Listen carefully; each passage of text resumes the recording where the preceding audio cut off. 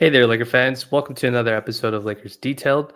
I wanted to cover some of the a very specific defensive issue that the Lakers have been having. It's really specific to certain types of teams, and it's a specific play style that they've had issues with. And I think it's hurt the Lakers a little significantly. You're seeing some talk about there are different reasons why the Lakers defense hasn't been good over like the past 10 games. I mean, some people are being disingenuous and ignoring the fact that LeBron James has been hurt and not been available. Rui, who's a big part of our defense too, as much as he's not considered a defensive player, is also been important to it too as well. And those two players have just coming back against Chicago and then playing against Orlando. So I wanted to just specifically talk about what the basketball issue is tactically, because I think that's an actual truer explanation of what the actual issues with the team are, as opposed to people just throwing data out there. There's people fighting about usage rates between Luca and LeBron and stuff like that. I don't think any of that stuff actually matters, at least right now, because they're still learning how to play with each other. And sometimes it does look like my turn, your turn sort of thing. But the focus really is on the defensive end because the Lakers were fantastic defensively post Anthony Davis, and now they've had some slippage. And there it might be a part of this where, hey, it's the last 10 games of the season, 11 games of the season. We could fight for seeding to get that 2 seed, but really we want to just make it in healthy, especially considering LeBron and Rui just came back and Jackson had just returned from his situation. So specifically what I wanted to talk about is how the Lakers deal. And this is what I think the Lakers' Achilles heel is. The Lakers transition defense, not just transition, but the early offensive defense. So that when teams play early offense, they try to get shots off, with maybe 18 seconds, 16 seconds, with 15 seconds left on the shot clock. So you're talking about 9 seconds as a whole, maybe 10 seconds total. When teams are trying to score quickly, I think that's what's really hurting the Lakers. And that's something that teams are trying to exploit. Teams that are younger, faster, whether it's a make or a miss, that's something that teams have been trying to exploit. And I think Chicago did a really good job exploiting that. Obviously, they made a ton of open threes too as well. But I think Orlando attempted to do that too as well to start the game. And I think that's catching the Lakers off guard. And it's something that probably I would imagine JJ is going to take take a look at when it comes to it. So I cut some tape, just a few possessions for us to look at from that Orlando game. It's not the whole scheme of things, and I'm sure there's small things that'll matter. But this schematically, this tactically is something I think the Lakers have to be concerned about because teams are going to try and exploit it. Not every team is equipped to do it the way Orlando is or the way Chicago is. Orlando is a team that can play bigger than the Lakers consistently all throughout all 48 minutes of the game, and it's what they did. They outbigged us, and so that's a big part of what our identity is. So you're going to lose to a team that can outbig you and be more physical than you, and generate turnovers, extra opportunities. So let's just take a look at what some of that looks like. So here, when we take a look at this play, Jackson misses this play, but you see how this play starts, right? When I show these clips, this is not to point out a specific guy, so don't think about it in that respect. I want to mention it from I want you to watch it from what are they doing as a team? Why is this happening as a team? Sometimes it might be because one guy is lazy, but for majority of the time, it's because everybody's lazy. There's just not enough sharpness when it comes to that. And like I said, it might be it's a late in the season thing, or it might be something else, but it's certainly something that shows up on film. So let's take a look at this. So this shot is a miss, and Paolo gets his uncontested. Normal, expected. This is like the first play of the game, so it's not even much of a concern. But his matchup is LeBron, and one of the issues that happens here is when the Lakers run back in transition defense, the poor transition defense immediately rears its head, and that's something that has consistently been a problem for the Lakers when they don't do a good job. Paolo is a very gifted player, and one of the things that happens when they don't pick up their guys in transition immediately, identify who it is, especially if you're not part of the defensive rebounding effort, you end up getting mismatches from the start. And from the start of the game, Orlando's able to get a mismatch where Paolo's driving directly. There's nobody checking Paolo at any point during this way. And if you want to say that's LeBron's fault, you could say that. I could see why you would make that argument. But just small stuff like that can create a disadvantage. So when you watch this play, Paolo's going to end up scoring on this play, and he just bullies Austin to the rim.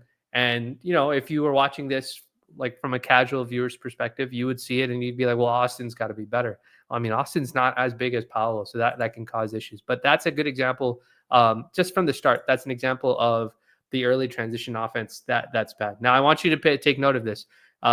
This is in the second quarter. We'll be jumping around in different clips because I wanted to make sure I tried to find as many early offense clips that I could. Um, Take a look at this play. Where there are 21 seconds on the clock left, so they've already pressed this past half court. Lakers have one, two, three, four guys on their way back. It's an imbalanced floor. You guys have heard me talk about imbalanced floors, something that's really, really smart teams can create imbalances early on. But you can see Paolo is too far back. I think that's Paolo is too far back. Looks like KCP is too far back. But watch what Franz does over here, right? Like essentially he recognizes that there's an imbalance because somebody hasn't run back. Somebody has not picked up their assignment. And there's basically a 4-on-3. You're looking at the right side of the wing. Even though the Lakers have four guys back behind the half court line, it's an imbalanced four guys back. So now you've got four guys. You've basically got 3-on-2 on the left hand side wing. So Luka has to make a business decision here because he has to decide, oh, am I going to stay with Wendell Carter Jr. or am I going to help out? And I think that is, that looks like Anthony Black. So is that going to be Anthony Black, or am I going to challenge this Anthony Black jump shot? So they go early. They already get Luka, having to make business decisions. Who am I going to guard? Luka doesn't know that DFS is behind him. He doesn't know if LeBron's behind him. He doesn't know who's behind him. And so he has to decide: do I stay with Wendell Carter Jr.? Last second, he decided to go challenge Anthony Black. But you can see how in the early offense that creates an opportunity for Anthony Black. Like Orlando is doing this consistently to the Lakers. They were trying to do it as much as they possibly could, and it was something that caused an issue. Let's jump back to the first quarter. You guys recognize this play because the Lakers have done this many, many times to opposing teams. We've done it with Anthony Davis. We've done it with, and we've also done it with LeBron James too as well. Lakers get a dose of their own medicine. Franz already has the switch. How much time is on the clock here? Take a look at it. 20 seconds. There's only 20 seconds. This is early offense. They're doing this. They're trying to set this play up, and I think Franz has Gabe Vincent on him, and Franz is a much bigger player. They're trying to run this, and look, Isaac is not even in the corner. Rui's not in. Rui's not ready for it because Rui was probably concerned about Isaac. But they're trying to set up this play long before Rui can get to his spot, right? And you can see that if Franz had decided he wanted to, he could throw that pass to the corner to Isaac. Braun would have to be basically playing against three guys here: De Silva, Isaac, and I think that's Caleb Houston, or that might have been, I'm not sure who 14 is there. But you could see the business decision that he makes. But it doesn't matter who's there. Everybody's there late. The idea is to get into the heart of the Lakers defense before they can set up, because the Lakers are a good switching defense and they do cover for each other when it comes to that sort of situation. So again, you see this situation here. This is a coverage that we've seen many, many times before. This is nothing new. It's a very common coverage that you see whenever guys like to post this on the left block. JJ does, if it's Banchero or if it's Franz. The Lakers will send that double team from the baseline because it's something that they like to do. They like to crowd the passing lanes. They like to crowd those gaps so that there's no easy looks. But Franz keeps a live dribble. He's ready for it. Swings this pass over to Banchero. Now here's the issue. That pass has been made, and you can tell that like this pass. If I rewind this back just a little bit, if I rewind it back to about here, like this pass is gone. Like there has to be a rotation here now, like at this point. And this is an early offense, but this is, you can take a look at where this play is set up. This is about 16 seconds in. So we haven't hit the 15-second mark, but they're already commanding the double team early. So they set up the look early, force the Lakers to commit early before they're comfortable. And now what happens is now it's just a game of tag. And you guys have heard me reference that many times before. And what ends up happening is that the Lakers don't get consistent effort on the rotation, and this ends up being a miss. The Lakers have relied on these types of misses to be able to be successful. So when people talk about, oh, well, the shooting variance for these teams or the luck variance for these teams on their open shots has gone in the Lakers' favor, and now it's going in the opposing team's favor. There is some truth to that degree, but I never look at it in that respect. When I look at shot quality, I look at what creates that shot quality. What is the cause of what's happening, as opposed to just looking at raw data, because the raw data doesn't really, not raw data, but the analytics don't really give you true insight or contextualize what happens. But that's an example of just effort. That's an effort. Like you have to get a double effort. LeBron has to go double, and then he has to hustle back, or his teammates, he has to commute to his teammates. I'm going to go double. Luka, you got to rotate, and I'll X out to your guy. But the Lakers don't do that. Or even LeBron has to X out to DFS's guy, and DFS rotates over. But that's an execution issue that they don't do very well.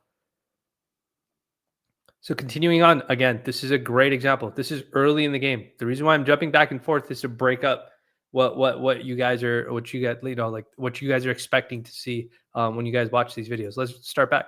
Look at what the score. Look at what the time is. 22 seconds. The ball's already past half court. Doesn't matter who's running. They don't even have numbers in this situation. Like Orlando still has two guys back. The Lakers have most of their guys. They have a numbers advantage in this situation. But what is the goal? What is it that Orlando is trying to do? We want to get a good shot before your defense can get set up. So what happens? They're okay with KCP attacking Luka. Should Luka do a better job of containment here? For sure, because he doesn't do a good job of containment, Jackson has to help here, and he's helping out Wendell Carter Jr., which is a fair thing to do. It's something that you're kind of okay with to some degree, regardless of what the analytics say, because you don't want to give up shots at the rim. So Jackson goes to help, and then he goes for the late contest, short contest, and Wendell Carter Jr. ends up missing the shot. But what happens after that? No effort. So you can see how this combination of everything added up together. If we rewind this back, KCP gets the shot, gets the pass for the shot. There's two guys. KCP is boxing out Doncic and Dorian Finney-Smith, and there's quite literally four Lakers in the paint. This is an effort issue. KCP shouldn't be doing this like that. This shouldn't happen. Not this early in the game. And you can see how the allowing a team to get into early transition offense or early offense, possession offense, and then also not having effort on the backside when it comes to it can lead to bad things. So I think if I remember correctly, that offensive rebound leads to another miss, which ends up actually, I think, leading to a foul or something like that. Or Orlando eventually ends up scoring on that possession. So like, here's another example from early in the start of the quarter. Again, Lakers are up 7-2. Orlando gets the ball. They're 20 seconds. They're already at the 3-point line. They're aggressively going into their actions. They're not waiting for it, right? They've taken the switch here. Like Jackson is under the perception that LeBron ate a screen early, right? If we roll this all the way back, right to the start, and I pause it right here. Like this screen early in the game is being set almost at half court. The goal here is to create the advantages early. Do your work early if you're the opposing team against the Lakers. So that Braun gets screened here. Banchero's just kind of settling in at the 3-point line. Jackson's all eyes are on Banchero because he's concerned about Banchero's ability to shoot, score, all that sort of stuff. He's letting Braun recover, right? So as soon as Braun recovers, you see Austin kind of try to jam up.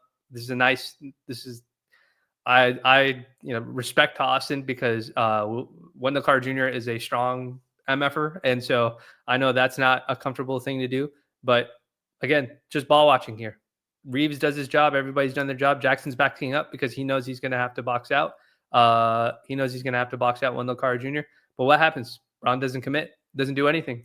Lets Paolo walk into this, and Paolo gets an early 3, if I'm not mistaken, when it comes to it. So when we think about stuff like when we think about what happens with this Lakers defense, and when we're discussing this Lakers defense, you're going to have people, first of all, you're going to have people tell you that the offense is the issue, the utilization rates is an issue, which to some degree might be part of the issue for their offense. But the real core issue is that the Lakers defense has not been good. So I wouldn't focus as much on the offense. I'd focus more on what's happening on the defensive end because we're not doing well on that end. And I think I think most Laker fans firmly believe that defense is crucial. You've got to be a great defense in order to go deep in the playoffs. And so like this Orlando game kind of illustrates what they were trying to do. I didn't clip the Chicago game because they were just going crazy with their shooting. So I don't think it would be a fair assessment. But this Orlando game was one that the Lakers should have been more prepared for.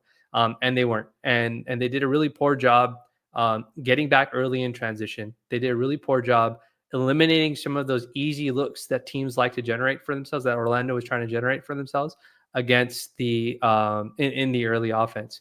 I think this is going to be how teams try to beat the Lakers in the playoffs. Like teams that have the ability to really go early in offense, they're going to try to do that. And they might do it like OKC will try to do that with SGA.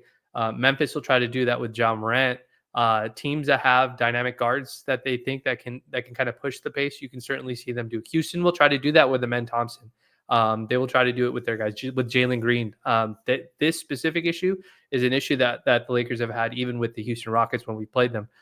in some capacity. So I think the Lakers' defensive issues can be summed up to some degree to that, to the fact that they don't control. Like, you can never stop somebody in transition defense, especially if you turn over the ball or you have long misses. But they don't do a good job staying on top of preventing some of that early offense, making teams have to go to the second read or the third read in order for them, or third action, to try and generate open opportunities for themselves. Like Chicago, like Orlando, the Lakers didn't do a very good job eliminating those easy first looks. And whether you believe that's effort or you believe that's tactical, I think both things do have merit, especially on the tactical sense. And I think that's certainly part of the issue. Um, there's a layer of this where Orlando kind of always played sorry, not Willie, Wendell Carter Jr. on the floor, and the Lakers went small, and they had to dedicate extra bodies to boxing him out, which is a JJ issue. I don't think the Lakers should go away from, should stick to just small ball all the time. I think that's something that JJ is going to have to figure out on his own. But I do think he's committed to that small ball look to some degree. But that's it. Like that, I genuinely think that is the most core exploit. Like the thing that you can exploit against the Lakers is their early defensive their defense against the early offense, not even transition offense. That we've already known, but their defense against early offense actions. Sometimes the Lakers can be asleep, and if you can catch LeBron asleep, or if you can catch Luca asleep, or whoever it is that you're specifically trying to get in those actions, that can end up being that could work in your favor if you can generate looks for the right person if you're on the opposing team. So I'll be curious to see how the Lakers handle this, because they do have to play Indiana, they do have to play Memphis, they're going to play Houston again soon. These are teams that are going to they're going to play Chicago again. They're going to try and exploit that specific that aspect of the Lakers defense to see if they can do it, and the Lakers have to really be on top of it, or else they're going to have difficulty containing some of the offenses on that they see on this road trip. So I'll be interested to see if they start cleaning it up, and if JJ addresses it in the post game. But I certainly think it's something that the Lakers have to figure out, and it's something that they can't ignore because it is a real exploit. It's like a real Achilles heel for this team, and it has been even before Luka has joined. So, guys, I hope you guys appreciate the video. I hope you guys appreciate the explanation. If you could leave a like and a subscribe on the video, we always appreciate it at Lakers Detailed, and you can support the pod that way. Also, go and support Raj on X and any of the work that he does for Silver Screen and Roll, Lakers SBN. He's doing some really wonderful breakdowns, and we'll just continue on this road trip and see what happens. And if nothing else, I'll catch you in the next one. Take it easy.